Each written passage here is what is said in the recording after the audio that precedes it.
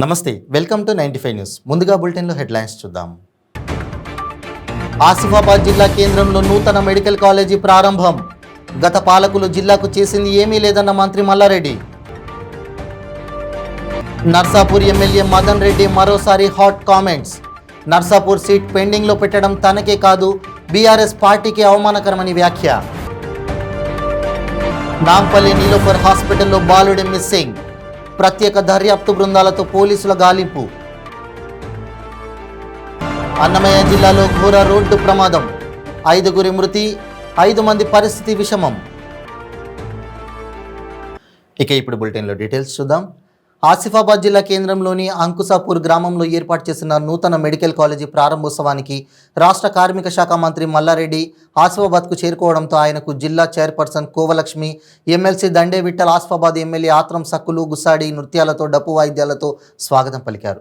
మంత్రి మల్లారెడ్డి రాకతో BRS party శ్రేణులు అధిక సంఖ్యలో పాల్గొని జడ్పీ చైర్పర్సన్ కోవలక్ష్మి ఇంటి నుండి మెడికల్ కాలేజీ వరకు పెద్ద ఎత్తున బైక్ ర్యాలీ నిర్వహించగా మంత్రి మల్లారెడ్డి బైక్ ర్యాలీలో ఉత్సాహంగా పాల్గొన్నారు.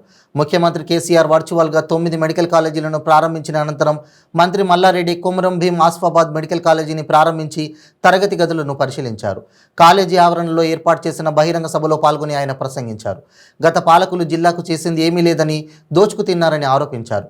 ముఖ్యమంత్రి కేసీఆర్ పాలనలో అనేక సంక్షేమ కార్యక్రమాలను ప్రవేశపెట్టి పేద, బడుగు, బలహీన వర్గాల ప్రజల పక్షపాతిగా నిలిచారన్నారు.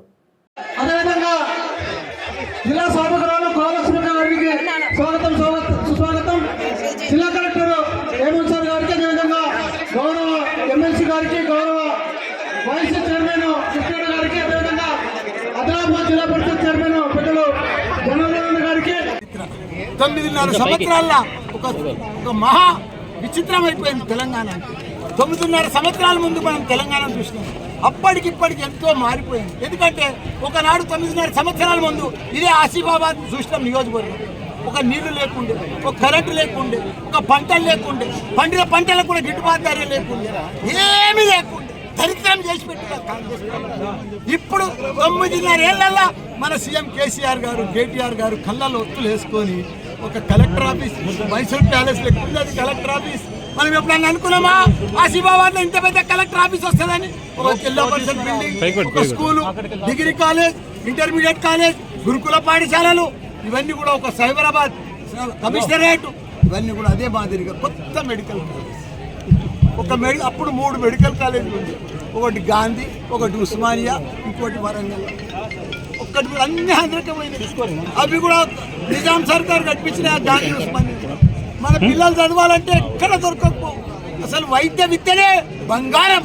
కానీ ఇప్పుడు వైద్య విద్య అంటే అందరికీ అందుబాటులో తీసుకొచ్చింది మన సీఎం కేసీఆర్ గారు, హరీష్ రావు గారు.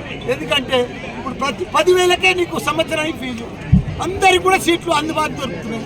10,000 సీట్లు వచ్చినాయి. ఇప్పుడు మనకు ప్రతి ఒక్కరు కూడా వైద్యం చదవచ్చు. మనకు అందరికీ అందుబాటులో తీసుకొచ్చి మన ఇప్పుడు ఆసిఫాబాద్ ఉంది. ఈ జిల్లాలో ఇక్కడనే కౌన్సిలింగ్ అవుతుంది, ఇక్కడనే మన పిల్లలకు అలాట్ అవుతుంది. ఒక డ్రైవర్ బిడ్డకు, అటెండర్ బిడ్డకు, ఆయా బిడ్డకు, ప్రతి ఒక్క పేద బిడ్డ ఇక్కడనే తన స్థానిక నియోజకవర్గంలోనే చదువుకునే అవకాశం కల్పించాడు మన హరీష్ అన్న, కేసీఆర్ గారు. ఇంత అవకాశం మనం ఎప్పుడు కళలు కూడా అనుకోలే. మనకి ఇట్లా వస్తుంది వైద్య విద్య, ఇంత దగ్గరకు వస్తుంది. ఎందుకంటే గత ప్రభుత్వాలలో చూసినాం, ఉక్రెయిన్ పోయిర్రు, రష్యా పోయిర్రు, రకరకాల దేశాలకు పోయి ఇబ్బంది పడ్డారు, చనిపోయినరు, బాధపడ్డారు, ఎన్నో కష్టాలు పెట్టారు. కానీ ఇప్పుడు ఆ కష్టమంతా లేకుండా 10,000 కోట్లు పెట్టి మన సీఎం కేసీఆర్ గారు బస్సు దవాఖానాలు కానీ మెడికల్ ఈ రోజు ఒక్క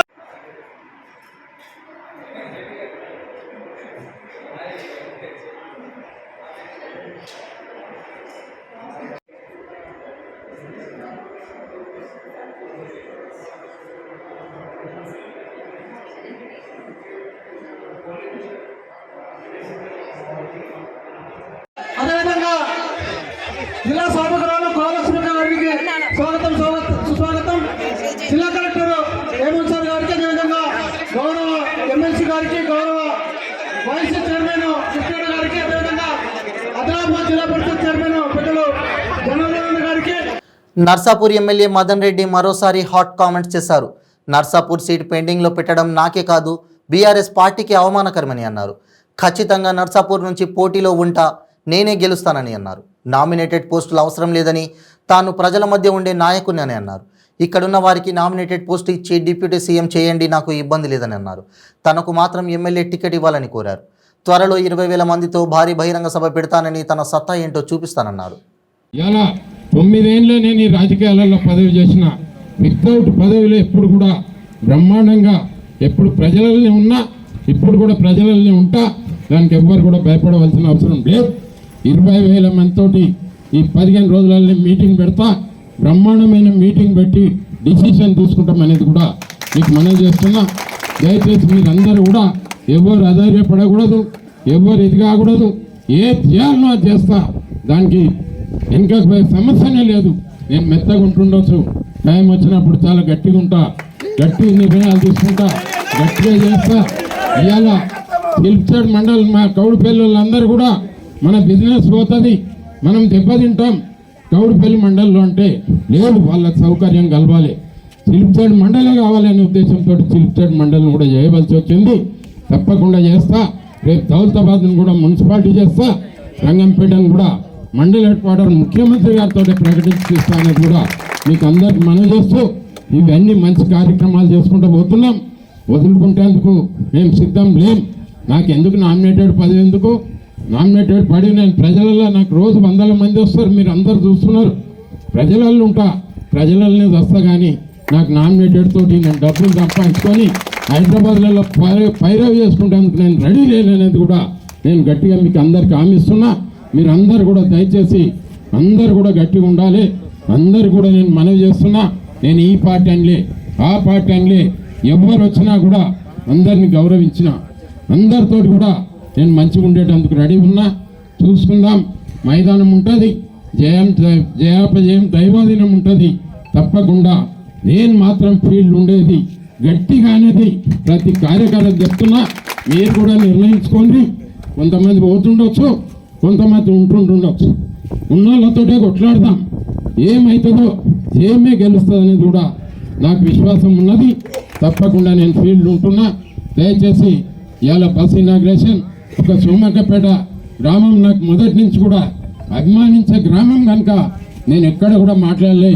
నర్సాపూర్ తాలూకులో ఇక్కడనే మాట్లాడుతున్నా, ఇక్కడి నుంచే శుభం జరుగుతున్నది కూడా నేను మనవి చేస్తూ, నాకు ఒక అభిమానం ఉన్నది సోమకపేట మీద. బ్రహ్మాండంగా మీ చెల్లుకుంటాలన్నీ కూడా అతి త్వరలో ఇప్పటికే ప్లాన్ చేయించిన ముఖ్యమంత్రి గారితో అవి మంచిగా చెల్లు నింపుకుందాం, అందరం కూడా ఆనందంగా ఉందాం, బ్రహ్మాండంగా అభివృద్ధి చేసుకుందాం. నర్సాపూర్ తాలూకాని ఇంకా అభివృద్ధి పదంలోకి తీసుకుపోయి మంచి అభివృద్ధిగా చేసుకుందాం అనేది కూడా మీకు మనవి చేస్తూ, కష్టాలలో సుఖాలలో మీరందరూ కూడా నాకు సహకరించారు. మీ అందరికి కూడా తలవంచి నమస్కారం చేస్తూ సెలవు తీసుకుంటాను. నాంపల్లి నీరఫర్ హాస్పిటల్లో 6 నెలల బాబు ఫైజల్ ఖాన్ గురువారం రాత్రి నుంచి కనిపించడం లేదు. గండిపేట ప్రాంతానికి చెందిన 4 సంవత్సరాల పెద్ద బాబును అనారోగ్యం కారణంగా నీలఫర్ హాస్పిటల్కు తల్లిదండ్రులు తీసుకొచ్చారు. భోజనం కోసం తల్లి నిద్రపోతున్న పిల్లలిద్దరిని మంచంపై వదిలి బయటికి వెళ్ళింది. అదే సమయంలో 6 నెలల చిన్న కుమారుణ్ణి గుర్తు తెలియని వ్యక్తులు ఎత్తుకెళ్లారు. కనిపించకపోవడంతో బాబు తండ్రి సల్మాన్ ఖాన్ నాంపల్లి పోలీసులకు ఫిర్యాదు చేశాడు.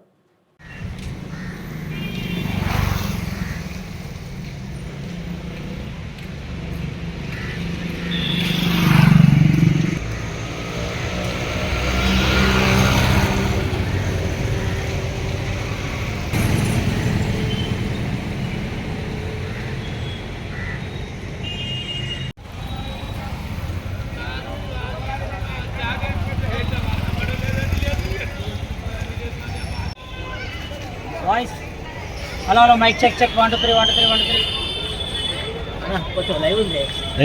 హలో నీ వాయిస్ వస్తుంది, నాకు యాంకర్ వాయిస్ రావట్లేదు. వేసే చెక్ చేసుకో, వాళ్ళ మదర్ ఉంది తొందరగా తీసుకో. నరేష్ రైట్ అయ్యా రెడీ.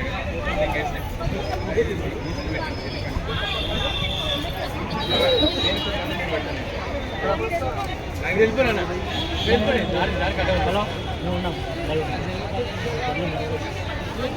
హలో ప్రేమ వచ్చింది. तो मैं खामोश बैठ गई, फिर कुछ उससे ज़्यादा और बात नहीं करी. मेरा बच्चा सो गया तो मैं नीचे डाल के खाना लाने बाहर वार्ड के बाहर गई. बाहर 15 मिनट हुआ खाना लेके आए तक मेरा बच्चा नहीं था। वो औरत भी नहीं थी, मेरा बच्चा भी नहीं था। पीएस में कंप्लेंट करे? हाँ, पीएस में कंप्लेंट करे। कब करे? रात में करे। क्या बोले पुलिस? पुलिस वाले तो इंक्वायरी कर रहे हैं। अभी तक पूरा टीम को लगा दिए, उन लोग इंक्वायरी कर रहे हैं। వేరే ఆమె ఉంది కదా వాళ్ళకి సంబంధించి పేషెంట్ ఏమైనా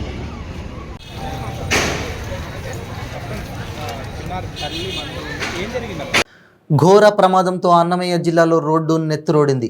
తిరుమల నుంచి ఇంటికి వెళ్తున్న భక్తుల వాహనం లారీతో ఢీకొట్టింది.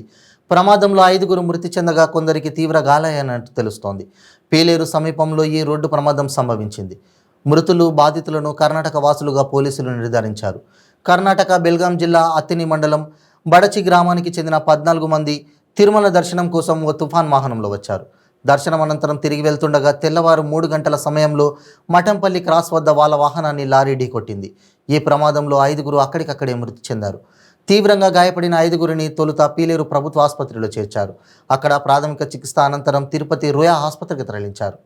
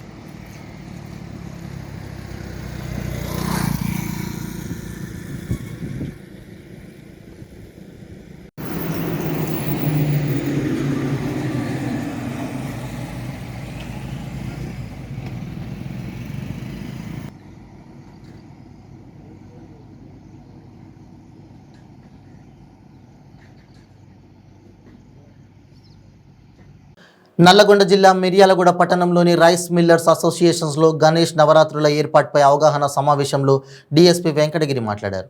ఎలాంటి అవాంఛనీయ సంఘటనలు జరగకుండా భద్రత చేపట్టినట్లు తెలిపారు. మండపాలు దగ్గర పరిశుభ్రంగా ఉండేట్లు చూసుకుంటామన్నారు. ఇతర మతస్థుల మనోభావాలు దెబ్బతీయకుండా చూడాలని, వినాయక నిమజ్జనానికి విగ్రహాలను త్వరగా తరలించేలా ఏర్పాట్లు చేసుకోవాలన్నారు. వేలాడుతున్న విద్యుత్ తీగలను విద్యుత్ శాఖ అధికారులు సరిచేయాలని, మండపాల వద్ద బాధ్యతగా వ్యవహరించాలని సూచించారు.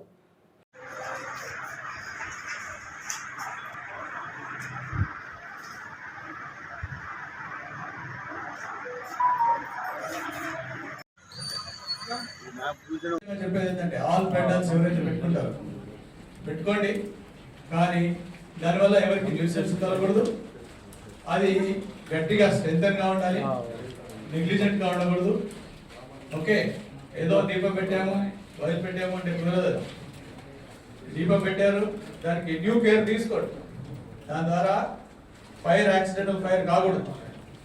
ఏదైనా సరే నేను చెప్తున్నాను, వాహనం నడిపేటప్పుడు కూడా డ్యూ కేర్ తీసుకోవాలి, మినిమం కేర్ తీసుకోవాలి. ఏంటి, హెల్మెట్ పెట్టుకోండి అంటారు, పెట్టుకోవాలా. తాగి నడపద్దు అని అంటారు, తాగి నడపకూడదు. స్పీడ్గా పోవద్దు అని అంటారు. ఇవన్నీ వైలేట్ చేస్తారు, గుద్దుకుంటారు, చేస్తారు. మావాడే మంచోడు సార్, వాడే వచ్చి గుద్దాడు సార్ అంటుంటారు. ఇది కరెక్ట్ కాదు. డేంజర్ నుంచి రీజనబుల్ కేర్ తీసుకోకపోవడం నేరం, అది క్రిమినల్ నేరం. సో నేనేం చెప్తాను, అందరి వాటి వల్ల ఎవరికి దుష్పరిణామాలు జరగకూడదు, ఎవరికి గాయపడకూడదు. గాయపడడం 2 రకాలు, శారీరకంగా గాయపడము, ఇంకోటి మానసికంగా కూడా గాయపడడం. ఓకే, ఈ మానసికంగా గాయపడ్డ వాళ్ళది కూడా చాలా లాండ్ ఆర్డర్ ప్రాబ్లమ్స్ అవుతాయి. సో ఇవన్నిటి మీరు జాగ్రత్తగా గుర్తుపెట్టుకోవాలి, అడ్డంగా పెట్టుకోకండి. ఓకే, ఇప్పుడు గణేష్ పెండాలు పెడతారు, అక్కడ ఎవరికో హార్ట్ అటాక్ వస్తుంది, ఆయనకు మినిమం వేరే రూట్ అన్నా ఉండాలి, అంబులెన్స్ పోవడానికన్నా ఉండాలి. ఓకే, అట్లా చూడండి. నేను ఇప్పుడు ఇంత పెట్టించండి మొబైల్ అట్లాంటి ఏదో అన్నాడు. కానీ నేను ఒకటే అందరికి చెప్తాను, డీజేలకు ఎక్కువ ఖర్చు పెట్టకండి. మీరు మీ కాలనీలో పెట్టుకుంటున్నారు, మీ దగ్గర ఉన్న పిల్లలు. ఫారెస్ట్ అధికారులకు గిరిజన రైతులకు జరుగుతున్న పోరులో మహిళా రైతు ప్రాణాలు పోయిన సంఘటన భద్రాద్రి కొత్తగూడెం జిల్లా దమ్మపేట మండలంలో చోటు చేసుకుంది. వారం రోజులుగా ఫారెస్ట్ అధికారులకు గిరిజన రైతులకు జరుగుతున్న భూ పోరాటంలో తీవ్ర విషాదం నెలకొంది. భద్రాద్రి కొత్తగూడెం జిల్లా దమ్మపేట మండల పరిధిలోని నల్లెవారిగూడెం పంచాయతీ పరిధిలో గత వారం రోజులుగా స్థానిక రైతులు అటవీ భూమిని చదువు చేస్తూ ఆ భూమిని తమకు అప్పగించాలంటూ ఫారెస్ట్ అధికారులతో పోరాడుతున్నారు. ఈ క్రమంలో గత వారం ఫారెస్ట్ అధికారులు గిరిజనులు కలిసి ఆ భూమిని సర్వే చేసి ఎవరిదో తేల్చాలంటూ రెవెన్యూ శాఖ అధికారులను కోరారు. రెవెన్యూ అధికారులు సర్వే చేపట్టగా ఆ సర్వే తప్పుడు సర్వే అంటూ కొందరు గిరిజనులు అధికారులతో ఘర్షణకు దిగారు. ఈ క్రమంలో మరికొందరు గిరిజనులు ఆ భూమిలోని జమాయిల్ చెట్లను నరుకుతున్న క్రమంలో అక్కడే ఉన్న మహిళా రైతు బొర్రా తిరుపతమ్మ తలపై జమాయిల్ చెట్టు కూలడంతో మహిళా రైతు తీవ్రంగా గాయపడి అక్కడే అపస్మారక స్థితిలోకి వెళ్ళగా ప్రాథమిక చికిత్స కోసం మండల కేంద్ర పరిధిలోని దమ్మపేట ప్రాథమిక ఆరోగ్య కేంద్రానికి తరలించారు. గాయపడిన మహిళను పరీక్షించిన వైద్యులు అప్పటికే మహిళ పరిస్థితి విషమించడంతో ఖమ్మం తరలించాలని సూచించారు. మెరుగైన వైద్యం కోసం తరలిస్తుండగా మార్గ మధ్యంలో మహిళ మృతి చెందింది. అప్పటి వరకు తమతో ఉన్న మహిళ ఆనుకుని ప్రమాదంతో మృతి చెందడంతో గ్రామంలో విషాద ఛాయలు అలుముకున్నాయి.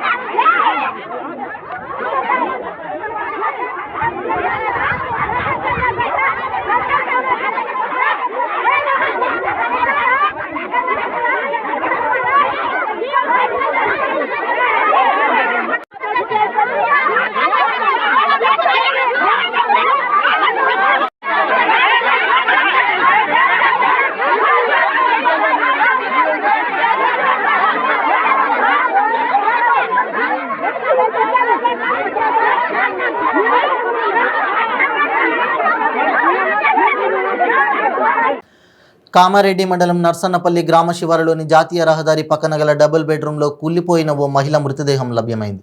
స్థానికులు ఇచ్చిన సమాచారంతో సంఘటన స్థలానికి దేవునపల్లి ఎస్ఐ రాజు, కామారెడ్డి సిఐ శ్రీనివాస్ గౌడ్ చేరుకొని మహిళ మృతదేహాన్ని మున్సిపల్ పరిధిలోని దేవునపల్లి గ్రామానికి చెందిన శ్రీ గాదా అరుణగా గుర్తించారు. ఈ నెల 4వ తారీఖున అరుణ ఇంటి నుంచి బయటకు వెళ్లి తిరిగి ఇంటికి రాకపోవడంతో కుటుంబ సభ్యులు స్థానిక దేవునపల్లి పోలీస్ స్టేషన్లో ఫిర్యాదు చేశారు. పోలీసులు స్థానికులు ఇచ్చిన సమాచారంతో మృతురాలు కుటుంబ సభ్యులు బంధువులు సంఘటన స్థలానికి చేరుకొని మహిళ మృతదేహాన్ని గుర్తించి బోరున విలిపించారు. అనంతరం స్థానిక కామారెడ్డి రూరల్ సిఐ శ్రీనివాస్ గౌడ్ మాట్లాడుతూ ఈ నెల 4వ తారీఖున దేవునపల్లి పోలీస్ స్టేషన్లో మిస్సింగ్ కేసు నమోదైనట్లు తెలిపారు. ఎవరైనా హత్య చేసి ఉండొచ్చని బంధువులు పోలీసులు అనుమానిస్తున్నారు.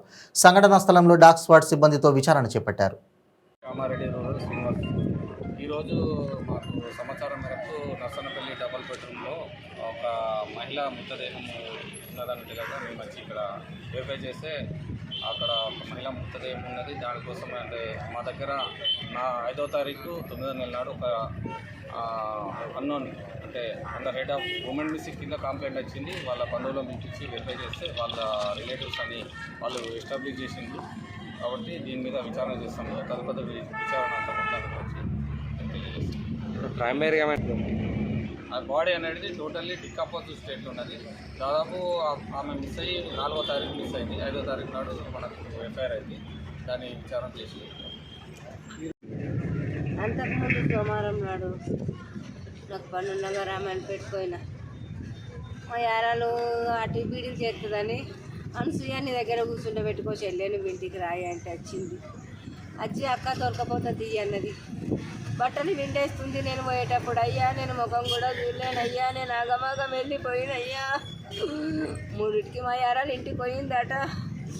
యారాలు ఇంటికి పోయి హలో అని ఫోన్ మాట్లాడంగానే అక్క అన్నదట.